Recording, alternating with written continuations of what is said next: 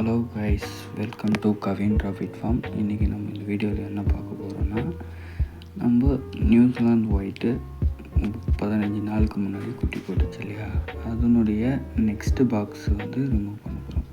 ஏன்னா அது வளர்ந்து அது தானும் 1-2 வந்து வெளியே வருது.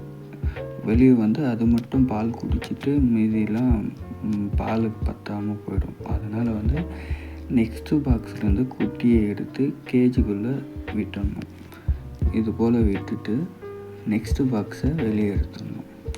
ஆஃப்டர் குட்டி போட்டு 15 நாள் கழித்து பண்ணால் அது எல்லாமே சேர்ந்து பால் குடிக்கும். எல்லாமே ஈவனாக வளர்ச்சி அடைக்கிறதுக்கு கரெக்டாக இருக்கும். அதை தான் இப்போது எடுத்துட்டு அது கேஜிக்குள்ளே விட்டுட்டு இப்போது வீடியோ எடுத்து போட்டுருக்கேன்.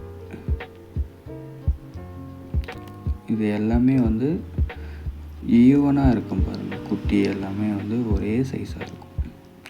தேங்க்யூ ஃபார் வாட்சிங்.